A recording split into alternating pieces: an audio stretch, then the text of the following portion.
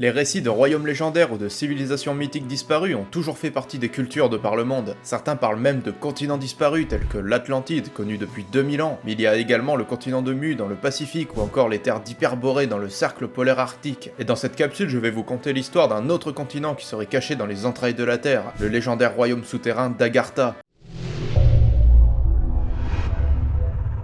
Salut les jeunes, je suis Tillingast et aujourd'hui on cherche une terre fabuleuse. En plus d'être un royaume souterrain, l'Agartha est également un album du rappeur Vald. Ouais, vous faites ce que vous voulez de cette info. Non, plus sérieusement, le mythe de ce royaume a largement été démocratisé dans la sphère littéraire française du 19e siècle, et notamment au sein d'ouvrages traitant des légendes hindouistes et bouddhistes. D'après ces mythologies, il existerait sous l'Inde ou sous les montagnes de l'Himalaya dans le Tibet une cité souterraine disposant d'une grande université contenant des ouvrages relatant l'histoire du monde, et qui serait habitée par une caste religieuse. On confond souvent ce mythe avec Shambhala, un autre pays mythique et centre spirituel des légendes bouddhistes, et qui serait également caché dans les montagnes. Quant à l'Agartha, son mythe continue de s'étoffer dans la première moitié du XXe siècle avec de nouveaux ouvrages, comme Bête, Homme et Dieu de Ferdinand Ossendowski. Celui-ci raconte que durant un voyage en Mongolie dans les années 20, on lui aurait dit que le royaume d'Agartha s'étend à tous les passages souterrains du monde entier, et qu'il serait peuplé par des millions de sujets vivant dans la paix, sur lesquels règne un certain roi du monde, qui doit rayonner de modestie avec un titre pareil. Souvent vu comme un paradis terrestre, on ne sait pas vraiment si l'Agartha est un endroit physique ou métapsychique. Certaines sources indiquent qu'il serait seulement accessible par la méditation ou par le rêve, un peu comme les contrées du rêve de Lovecraft. Après la Seconde Guerre mondiale et l'essor de la culture New Age et de l'ésotérisme au sens large, de nombreuses autres théories sont apparues sur le royaume souterrain, comme celle proposant que les habitants de l'Agartha seraient en fait les survivants de l'Atlantide ou de Mu venus se réfugier dans la Terre creuse, autre croyance supposant l'existence d'un monde habitable sous l'écorce terrestre. Et qui dit monde intraterrestre dit qu'il devrait exister des accès en surface, non? Eh bien il y en a, enfin aurait. Voyez la liste des potentielles portes d'entrée du royaume. En plus de l'Himalaya, nous en trouvons en Équateur, en Italie et même en France, dans la forêt de Brocéliande, ou bien au Bugarache, montagne bien connue du sud de la France pour avoir fait sensation lors de la fin du monde de 2012 avec son Christ cosmique, le bien nommé Sylvain du Rif. Mythe spirituel ou politique pour les uns, ou pure invention pour d'autres, l'Agartha est la représentation d'un monde idéal, dépositaire de connaissances où la violence n'existe pas. Si cette capsule vous a plu, n'oubliez pas de vous abonner et de clocher, vous connaissez la chanson. Quant à moi, je pars faire de la spéléologie. Salut les jeunes!